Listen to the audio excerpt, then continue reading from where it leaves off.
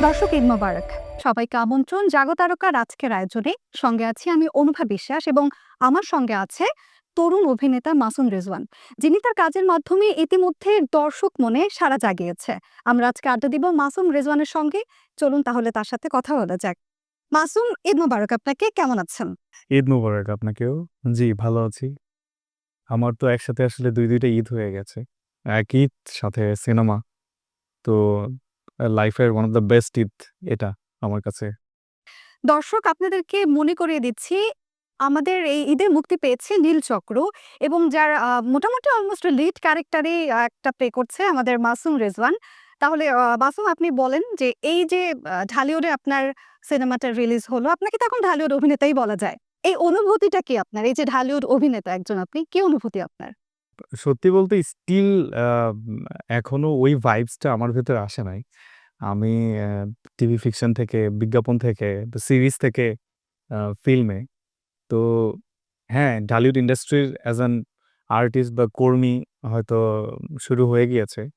এখনো vibes feel হয় নাই। বাট কাজের এক্সপেরিয়েন্স হিসেবে আমার খুব ভালো লাগতেছে। মানে থাকে না যে খুব ফেস টু ফেস একটা রিঅ্যাকশন পাওয়া, এইটা আসলে সিনেমা ছাড়া মনে হয় না অন্য কোনো প্ল্যাটফর্মে এত লাইভলি পাওয়া যায়। সো সেই জায়গায় খুবই হ্যাপি, খুবই ব্লেসড। আগে তো ছোট পর্দায় কাজ করতেন, যেমনটা আমরা দেখেছি নাটক, টিভিসি, ওভিসিতে করেছেন। তো সেই জায়গা থেকে বড় পর্দায় নিজেকে দেখা, এই ব্যাপারটাকে আপনি কিভাবে এনজয় করছেন? আমি আ আমার ইচ্ছে ছিল না শেখা। আমাকে আমাদের ইন্ডাস্ট্রির এক বড় ডিরেক্টর উনি বলেছিলেন যে, "তুমি যদি কাজের মানুষ হও, তোমাকে আমরা খুঁজে নেব।" তো উনার সাথে আমার কখনো কাজ হয় নাই। কিন্তু উনার এই কথাটা না আমার মনে গেঁথে গিয়েছিল। যে হ্যাঁ, আমি যদি কাজের মানুষ হই আমাকে আ খুঁজে নেবে। এবং আমার কাছে মনে হয় যে আমি ঠিকঠাক কাজটা শিখেছি, কাজটা করে যাচ্ছি বিধায় ফিকশন থেকে একেবারে সিনেমাতে। তো আমার মনে হয় শুধু কাজের মাধ্যমে মানে কাজ শিখতে পেরেছি, করতে পেরেছি এইজন্য এই জায়গাটাতে এসেছি। আচ্ছা, পরিবার কিভাবে দেখছে? আপনার ফ্যামিলি মেম্বারস এই যে বড় পর্দায় অভিনয় যাত্রা শুরু হয়েছে আপনার। পরিবারের সাপোর্টটা আসলে কেমন পাচ্ছেন? দে আর হ্যাপি। আম আ কখনো প্যারেন্টস একটু মন খারাপ করে, কখনো আবার আ বলে ওকে, ও চেয়েছে, করতেছে। ফ্যামিলি আসলে সত্যি বলতে এই পৃথিবীর প্রতিটা জার্নি তো নিজের। আমি যদি আ অভিনেতা না হতাম, তো জব করতাম। তো সেখানেও তো কোনো না কোনো প্রতিবন্ধকতা থাকতই। তো আমার কাছে মনে হয় ইটস একেবারে কমন সিম্পল থিংস। সহজ করে দেখলেই সহজ, কঠিন করে দেখলেই কঠিন। তা তো অবশ্যই। গার্লফ্রেন্ডের রিঅ্যাকশনটা কি? আম এই বড় পর্দায় বয়ফ্রেন্ড চলে আসছে বড় পর্দায়। গার্লফ্রেন্ড ব্যাপারটাকে কিভাবে দেখছে? কিভাবে হ্যান্ডেল করছে? আমার আমি কমপ্লিটলি এই টাইপের যোগসূত্র থেকে বাইরে। তো আ এক্সপেরিয়েন্স ডেফিনিটলি আছে, ছিল, হয়তো ভবিষ্যতেও হবে। কিন্তু এই মুহূর্তে আসলে আ এই অপশনটা বেঁচে গিয়েছি। এই অপশনটা থেকে এখন আমি ফাঁকা। আচ্ছা, আ আমরা নীল চক্রটাতে যেভাবে দেখলাম যে একটা উর্বি, প্রিয়ন্ত উর্বির সাথে আপনার খুব ইন্টিমেট একটা সিন আছে, যেটা অলরেডি খুব ভাইরাল। এই ব্যাপারটাকে আপনি কিভাবে ডিল করছেন? বা এর পেছনের গল্পটা আমরা জানতে চাই। উর্বির সাথে এটা আমার ১ম কাজ। মানে অন স্ক্রিন। এর আগে একদিন দেখা হয়েছে, ২ দিন দেখা হয়েছে শুটিং এর আগে। কিন্তু স্ক্রিনে ১ম কাজ। সে জায়গায় আমি অ্যাজ অ্যান আর্টিস্ট হিসেবে খুবই আ অ্যাজ ইউজুয়াল রেগুলার যেভাবে কাজ করি সেভাবেই ছিলাম। কিন্তু আমাদের একটা মজার ইনসিডেন্ট আছে। ধরেন আ উর্বির সাথে আমি শুটিং করেছি অলমোস্ট প্রায় ৮ থেকে ১০ দিন। তো আমরা জানতাম যে আমাদের চরিত্র কি, আমাদের ফ্রেন্ডশিপ হবে, ফোনে কথা হবে, ভিডিও কল হবে। দেন আমাদের আ আমরা বিভিন্ন রকম আ মানে থাকে না লাভের যে পার্ট গুলো এগুলা স্টেপ বাই স্টেপ যাবো। তারপরে আমাদের ভিতরে এই বিভিন্ন রকম সিনেমার গল্প জড়ায় যাবে। তো আশা করেছিলাম যে আমাদের যে ইন্টিমেসির পার্ট বা আমাদের যে রোমান্টিক সিকোয়েন্স গুলো হবে, এইটা তো ধরে নিয়েছিলাম যে সিনেমার মাঝামাঝি লেভেলের বা শুটিং এর কয়েকদিন পরে। কিন্তু লাকিলি ১ম দিন পূর্বির সাথে ১ম সিকোয়েন্সই ছিল এই রুম ডেটের। তো এইটা একটা ভয়ানক এক্সপেরিয়েন্স ছিল। আমি বারবার জিজ্ঞেস করতেছিলাম ডিরেক্টরকে, মানে আসলে কি এই সিনটা আজকে হবে? বলে, "আজকে না এখনই হবে।" মানে একটু টাইম তো দেবেন। মানে আমি জানি ওর সাথে আমার শুটিং হবে ৯-১০ দিন। তো একটু জানাশোনা আন্ডারস্ট্যান্ডিং বাড়ে না? একটু ফ্রেন্ডশিপ হয় তাহলেই না সিকোয়েন্স করতে আরাম লাগে। তো ১ম দিন ১ম সিকোয়েন্সই ছিল আ রুম ডেটের। আচ্ছা। তো আমি তো মানে ভেবেই কান গরম হয়ে যাচ্ছিল এক ধরনের। মানে আমার মনে হচ্ছিল আমি ঘেমে যাচ্ছি যে এটা কিভাবে ডিল করব? তারপরে আমরা একটা ফার্স্ট টেক দেই। টেক দেওয়ার পর শট কাটার জন্য একটা ব্রেক থাকে আমাদের পয়েন্ট যে ওকে মাস্টার হয়ে গেছে এখন মিড বা ক্লোজ কাটবে। একটা ব্রেক টাইম থাকে ৮ থেকে ১০ মিনিট। তো ওই রুমটার পাশে একটা বেলকনি ছিল। তো উর্বি আর আমি ওই বেলকনিতে ২ জন ২ প্রান্তে বসে দুজনের দিকে তাকিয়ে আছি। যে ওকে মাস্টারটাতে তো আমরা বের হয়ে আসছি। এখন টাইটে কি করব? মানে আমি ওকে জিজ্ঞেস করি যে, "এটা কিভাবে কি হবে?" ও খুবই ইজিলি আমাকে বুস্ট আপ করতেছে। "আরে টেনশন নিও না, চিল এটা নরমালি হয়ে যাবে। এত টেনশনের কিছু নাই।"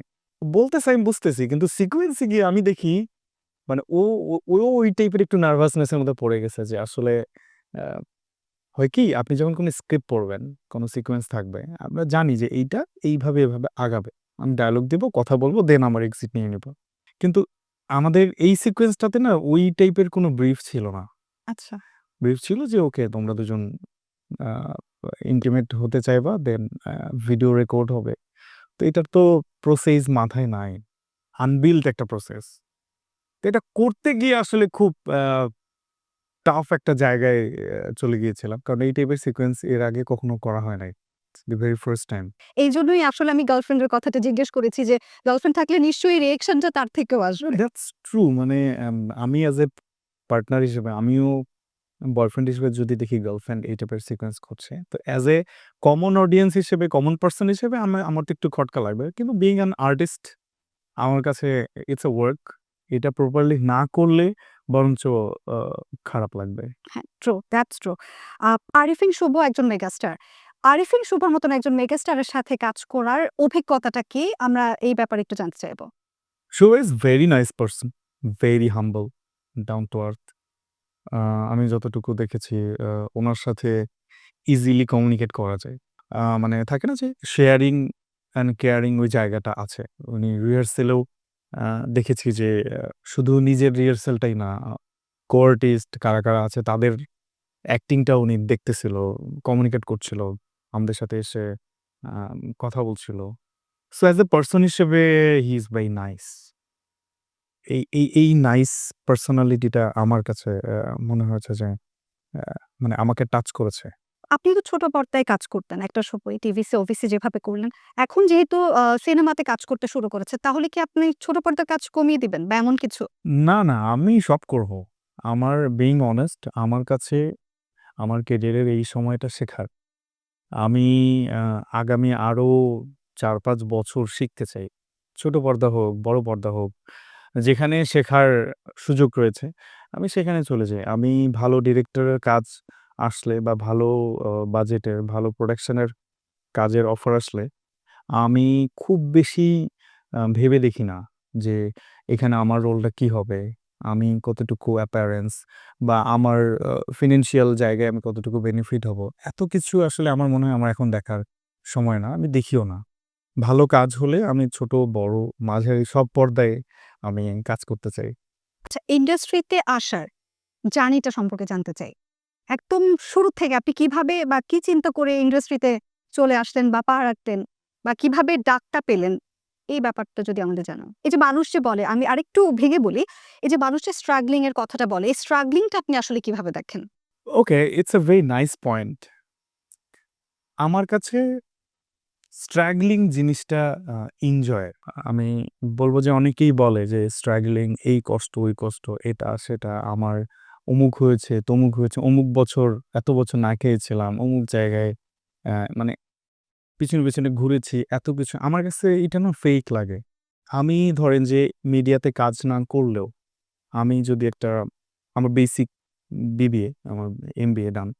আমি যদি একটা ব্যাংকেও জব নেই, তো আমার জবের ইন্টার্ন থেকে শুরু করে ফার্স্ট এমডি হওয়া পর্যন্ত আমার তো একটা জার্নি আছে। Of course. আমাকে তো ডে বাই ডে প্রমোশন নিয়ে নিউ জায়গায় যেতে হবে। হুম। তো আমি যদি এটাকে প্রফেশনই ধরি, আমরা তো প্রফেশনালি অ্যাক্টর আমরা বলে দেই। তো প্রফেশনাল জায়গায় আমি তো এটা তো আমার এই টাইপের এই পিরিয়ড। আমি ছোট কাজ করব, সাইড ক্যারেক্টার করব। ধীরে, ধীরে একটা প্রোটাগনিস্ট আসবো, তারপর লিডে আসবো। দেন আমাকে বেস করে গল্প হবে। তো এটা প্রমোশনাল একটা ধাপ। আমি একটার পর একটা শিখবো, আগাবো। এখানে তো স্ট্রাগল এর কিছু নাই। আমি পছন্দ করি কাজটা করতে। বরঞ্চ এটা তো আরো মজার। তো স্ট্রাগল বলতে আমি বলি যে এটা জাস্ট a ফেক ওয়ার্ড। এই স্ট্রাগল হতে পারে না এভাবে। মানে কোনো ফেক ইনফরমেশন দিয়ে sympathy কালেক্ট করা ছাড়া আর কিছু না। একটু ভিন্ন ধরনের প্রশ্ন করি। আ এই চরিত্রটাতে মানে নীল চক্রের যে চরিত্র আপনি প্লে করেছেন, এই রকমের চরিত্র আপনাকে কখনো আগে প্লে করতে দেখা যায়নি। এই ব্যাপারটা আপনি কিভাবে ডিল করেছেন? আমার কাছে যখন অফার আসে ক্যারেক্টারটার, আমি একটা প্রাইমারি হিন্টস পাই যে এই ব্যাপারগুলো হবে। কিন্তু যখন আমি গল্পের ডিটেইলে যাই, আ তখন দেখতে পাই যে আমার ক্যারেক্টারের একটা আলাদা শেডস আছে।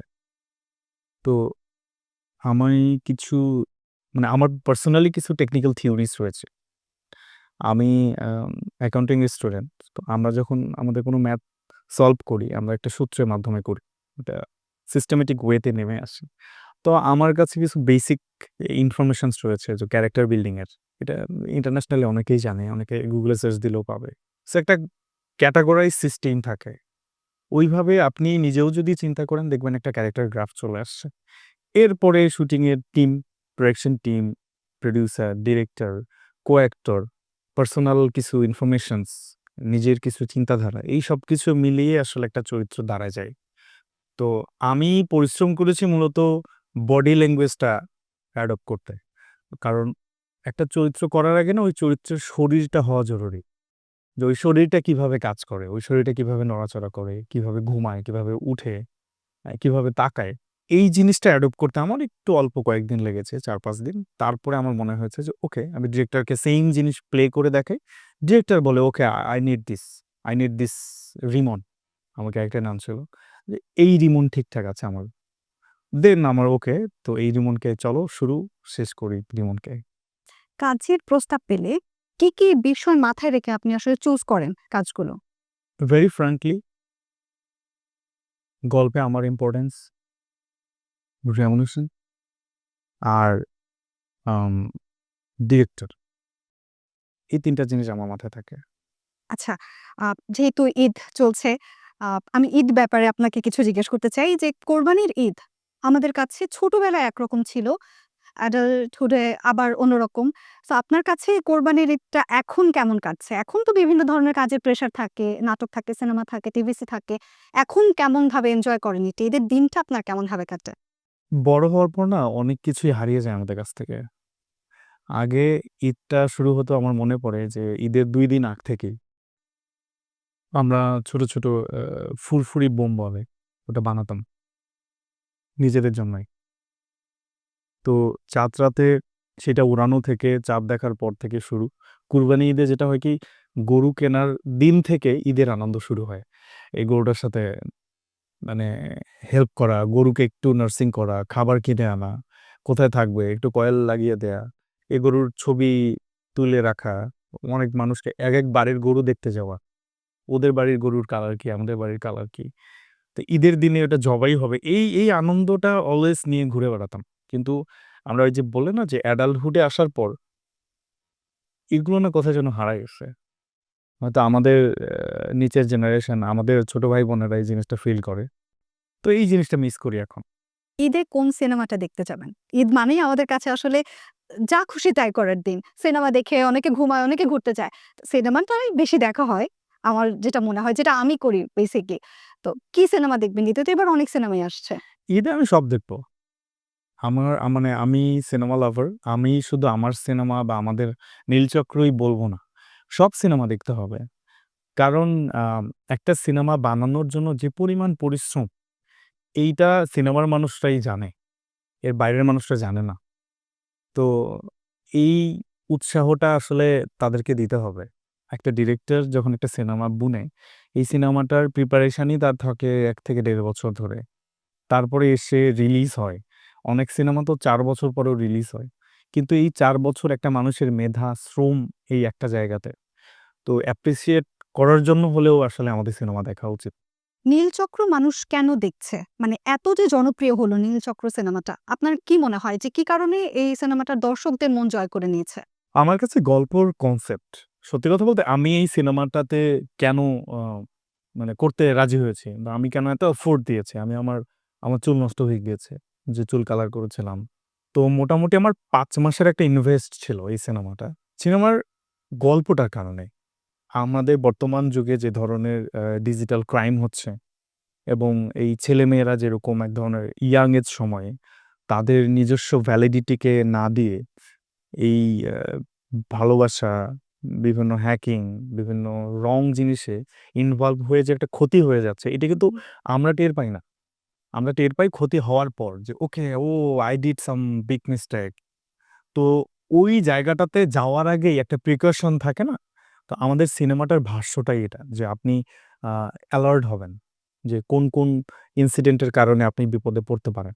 কোন ঝামেলার কারণে আম আপনি প্রবলেমে পড়বেন। আমরা অনেক সময় অনেকেই ট্যুরে যাই, গ্রুপ ট্যুরে যাই, অনেকে পুল পার্টিতে যায়, অনেকে নাইট স্টে করি। অনেক জায়গায় ট্রাস্ট করে ছেলেমেয়েরা যায়। তো অ সেই ট্রাস্ট নিয়ে আবার ফিরে আসতে পারে না। তো এটার পরবর্তীতে যে সিস্টেমে যে প্রবলেমস অনেক সময় বিভিন্ন জায়গায় আপনারা মেয়েরাও ফেস করেন যে ছোট ক্যামেরা লাগানো থাকে আপনারা জানেন না। ড্রেস চেঞ্জ করে ফেলেন বা আপনাদের বা কোনো সময় প্রাইভেট মোমেন্টস ভাইরাল হয়ে যায়। তো এই জিনিসগুলো তো আসলে অ্যালার্ট থাকা উচিত আমাদেরকে। আমরা তো জানি না আমাদের নেগেটিভ কে করতে পারে। সো এই সবকিছুর একটা ফুল প্যাকেজ ইনফরমেশন আ এই সিনেমাটাতে আছে। মানে বলা যায় একটা বাস্তবধর্মী সিনেমা ডেফিনিটলি নীলচক্র। এবং 2025 এ এই সময়ের এই বছরের গল্প এটা। যেটা একেবারে বলে না যুগোপযোগী একটা গল্প, জি। এই গল্পটা এটা। আচ্ছা, আমরা একটু ভিন্ন রকম প্রসঙ্গে আসি। ৫ই আগস্টের পরে এই যে একটা বিশাল পট পরিবর্তন হলো বাংলাদেশের। বাংলাদেশের একজন নাগরিক হিসেবে আপনি কেমন বাংলাদেশ দেখতে চান? আমি দেখতে চাই আসলে স্বাধীন। স্বাধীন মানে আমাদের মনস্তাত্ত্বিক জায়গার স্বাধীন। আমার বলার স্বাধীনতা, আমার কাজ করার স্বাধীনতা। তবে যে কাজটা মানে আইন বিরোধী কোনো কাজ অবশ্যই নয়। আমি চাই আ আমি রাত আমরা সবাই ২টা-৩টার দিকে বাসায় ফিরি, শুটিং এ যারা কাজ করি। আমি চাই নিরাপদে বাসায় আসতে। আমাকে রাস্তায় যাতে কেউ ডিস্টার্ব না করে। আমাকে যে চেকপোস্টটা আছে পুলিশের, সেখানে গিয়ে যাতে আমি হেল্প পাই। আমি চাই আমার বোন, আমার মা, আমার আদার্স পারসনরা নিরাপদ থাকুক। আমি চাই আমার বাসায় আমি ঘুমাচ্ছি কিন্তু আমি ভয় নিয়ে ঘুমাতে চাই না যে কেউ চলে আসতে পারে। তো এই সিকিউর এই জায়গাটা আসলে চাই। এমন একটা বাংলাদেশ চাই। আপনি যে জায়গায় আপনি নিরাপদ না, সেই জায়গায় আপনি ডেভেলপমেন্ট কি করে করবেন? সো আমার কাছে বেসিক আ মানে নিড এর মধ্যে সবথেকে বড় নিড যে নিরাপদ থাকা। আমি নিরাপত্তা চাই। তারপরে আমি আদার্স এক্টিভিটিস আমি চালাতে পারব। আচ্ছা, এই যে যেমনটা বলছিলেন যে আপনি একটি নিরাপদ বাংলাদেশ চান। আপনি যাতে বাসায় নিশ্চিন্তে ঘুমাতে পারেন এমন একটা দেশ আপনি চান। মিডিয়াতে কিছুদিন ধরে যেটা আমরা দেখছি বিভিন্ন অভিনেতা অভিনেত্রীদের হয়রানির শিকার হতে হচ্ছে বিভিন্ন ধরনের। তো এই ব্যাপারটাকে আসলে আপনি কিভাবে দেখেন? আমরা কিছুদিন আগেও দেখলাম নুসরাত ফারিয়ার একটা ইস্যু। এই ব্যাপারটাকে আসলে আপনি কিভাবে দেখেন? সত্যি বলতে আমি ছোট মানুষ। উনারা অনেক বড় মানুষ। উনারা জানে আমার থেকে এক্সপেরিয়েন্স অনেক বেশি। তবে আমি এতটুকু বলব যে সবকিছুরই একটা সুইট সমাধান আছে। একটু সিস্টেমেটিক ভাবে একটু ডিল করা যায়। হ্যাঁ, কেউ যদি রং করে থাকে সে তো রং করলে রং। Right definitely right. তবে যেহেতু আমরা আর্টিস্ট, আমরা একটা উম সিকিউর জায়গায় থাকতে পছন্দ করি। কারণ আমরা তো আসলে আ মেধা বিক্রি করি। তো মেধা বিক্রি করার আগে আমার মস্তিষ্কটাকে ঠান্ডা রাখতে হবে। আমাকে একটা গুড এনভায়রনমেন্ট এ থাকতে হবে। তো এই এনভায়রনমেন্ট এর নিডটা চাই আমরা। আচ্ছা, বা মিডিয়া ইন্ডাস্ট্রির ক্ষেত্রে কি ধরনের সংস্কার চান? বিভিন্ন ধরনের সংস্কার হচ্ছে এখন।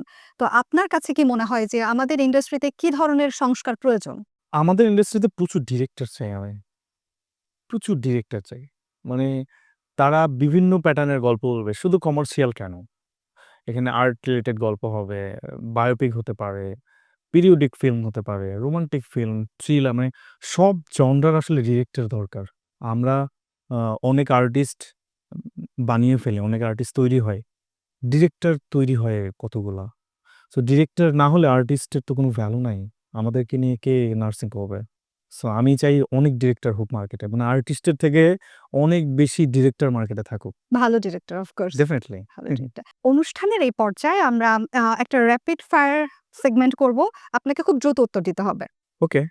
ওকে, লেটস স্টার্ট। বিয়ে কবে করছেন? 2030। 2030, দ্যাটস গ্রেট। নাটক নাকি সিনেমা? কোনটা দেখতে পছন্দ করেন, কাজ করতে পছন্দ করেন? সিনেমা। সিনেমা। ওকে। তরুণদের মধ্যে কোন অভিনেত্রীর কাজ আপনার পছন্দ? অভিনেতাও হতে পারে। পূজা চেরি ভাল লাগে ওর অভিনয়। কেন ভালো লাগে? আমি শুরুর দিকে সিনেমাগুলো দেখেছি তো। আচ্ছা। তো পূজা চেরির স্ক্রিনিং ভাল লাগে আমার। ও চিৎকার দিয়ে কাঁদে। মানে ওর এই পাওয়ারটা খুবই স্ট্রং, যেটা হয়তোবা অন্যদের তুলনামূলক একটু কম। বয়স্কদের মধ্যে কাকে ভালো লাগে? আমার তো আই লাভ দিলারা জামান। আমার জয়া আপুকে ভাল লাগে। জয়া আপু বয়স্ক হয়ে যায়, বয়স্ক না। মানে বিগ ফ্যান। আই উইশ তার সাথে আমি কোনোদিন কাজ করার সুযোগ পাবো। আচ্ছা, এরপরেই আসলে আমরা আসছিলাম যে কোন অভিনেত্রীর সাথে জুটি বেঁধে কাজ করতে চান? আমি সবার সাথে কাজ করতে চাই। মানে স্বাচ্ছন্দ্য বোধ করেন কার সাথে? এই জিনিসটা না এখনো আমার হয় নাই, সত্যি কথা। মানে কোন অ্যাক্ট্রেসের সাথে আমি কমফোর্ট জোন, আমি তো আসলে খুব বেশি আ পেয়ার আপ করার সুযোগ পাই নাই। খুব কয়েকটা কাজ করেছি। তো আমার মনে হয় যে আমি আসলে আমার জায়গা থেকে খুব হেল্পফুল তো। তো কো-আর্টিস্টরা আসলে আমার সাথে কাজ করে কমফোর্ট এমনিতেই পেয়ে যায়। তো আই এম হ্যাপি। যদি দেশের বাইরের কথা বলি, যে বাংলাদেশের বাইরে পছন্দের অভিনেতা, অভিনেত্রী কারা? আমার আলিয়া ভাটকে ভাল লাগে। তার একটি, তার 'হাইওয়ে' দেখেছি। আ সেটা দেখে ফ্যান হয়ে গেছি আমি যে ট্রিমেন্ডাস পারফরম্যান্স। আম দেশের বাইরে আমার তো বরাবরই ভাল লাগে ক্রিশ্চিয়ান বেল, জনি ডেপ। আমার দুজনেই খুব প্রিয় অভিনেতা। কোন চরিত্রে অভিনয়ের প্রস্তাব পেলে কোটি টাকাতেও রাজি হবেন না? বাবা ক্যারেক্টার।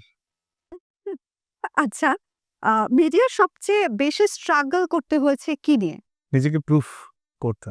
না, সেটা তো আপনি করছেনই এবং দর্শকও সেভাবেই সাড়া দিচ্ছে। তো আমার মনে হয় না স্ট্রাগল খুব একটা আপনাকে করতে হচ্ছে। আপনার প্রত্যেকটা কাজেই দর্শক সেভাবেই দেখছে, সেভাবেই নিচ্ছে। খুব ভালোই সাড়া পাচ্ছেন। আমার উত্তরটা আসলে এমনই, মানে নিজেকে প্রুফ করতে। সত্যি বলতে আমাকে নিয়ে একটা সিনেমা হবে। আ এই বিলিভিটির জায়গাটা আসলে প্রুফ করাটাই আমাদের কাজ। সো স্ট্রাগল এতটুকুই। তাদের বিলিভিটির জায়গাটা ওন করা।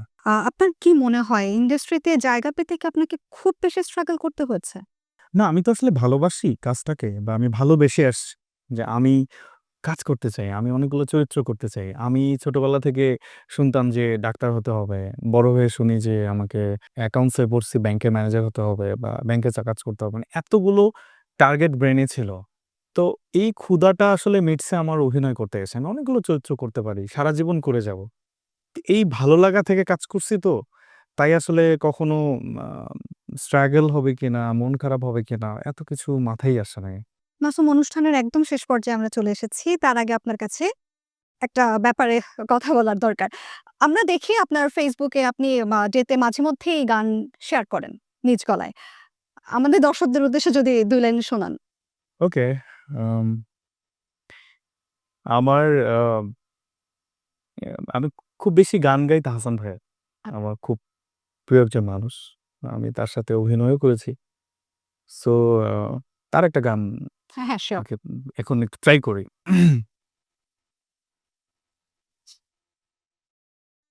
হঠাৎ আজ মনে পড়ল তোমায়, মনে পড়ে গেল সেই ছেলে মানুষই হারিয়ে গেছে কোথায়। হঠাৎ আজ মনে পড়ল তোমার, এই আমি কতবার সেই তোমার প্রেমে পড়েছি, মনে আছে কি তোমার? আর ঠিক ততবার বৃষ্টির গান লিখেছি, পিয়ানোতে সুর তুলেছি, হৃদয় জুড়ে গেছি,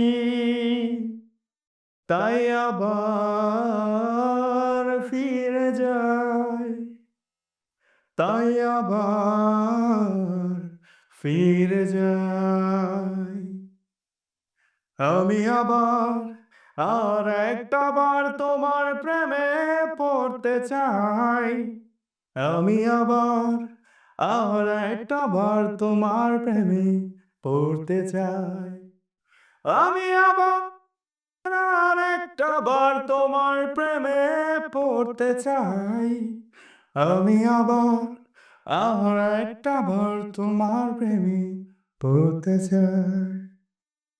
অসাধারণ, অসাধারণ গান গান আপনি। আচ্ছা, এরপরে আমার একটা প্রশ্ন মাথায় আসলো যে আপনি কি গান নিয়ে চিন্তা করছেন? মানে সামনে কি গান করার ইচ্ছা আছে কিনা? ব্রেক ব্যাক না, করার না, ইচ্ছা আছে কিনা? ওটাও নাই। আমি একটু খালি গলায় গান গাই, আমার ভাল লাগে। আমি আপনি তো অসম্ভব ভালো গান গান। কেন এরকম চিন্তা করছেন? আপনি তো গান চাইলেই করতে পারেন। ইচ্ছা ছিল ছোটবেলায়। তো আমার মনে হয়েছে যে আমার এই ভালো লাগাটা আসলে আমার নিজের জন্য। আমার নিজের সাথে গান গাইতে আমার খুব ভাল লাগে। মাসুম, আমরা একদম শেষ পর্যায়ে চলে এসেছি। আপনাকে অসংখ্য ধন্যবাদ। এত ব্যস্ত সময়ের মধ্যে আমাদেরকে কিছু সময় দেওয়ার জন্য। Eid Mubarak. Eid Mubarak. Thank you so much. আপনি যদি চান দর্শকদের উদ্দেশ্যে কিছু বলতে পারেন। Thank you so much Jago নিউজকে আজকে আ এই ঈদের এই অনুষ্ঠানে আমাকে আমন্ত্রণ করার জন্য। আপনারা সবাই ভালো থাকবেন এবং সবাই অবশ্যই, অবশ্যই নীলচক্র দেখবেন। আ আমি কথা দিচ্ছি আপনাদের সিনেমাটা ভালো লাগবে। ঈদ মোবারক। দর্শক, এই ছিল আমাদের আজকের আয়োজনে। আবার দেখা হবে অন্য কোনো আয়োজনে, অন্য কোনো তারকার সঙ্গে। সেই পর্যন্ত সবাই ভালো থাকুন, সুস্থ থাকুন এবং আজকের এই আয়োজন কেমন লাগলো কমেন্ট সেকশনে আমাদের জানাতে ভুলবেন না। ধন্যবাদ সবাইকে।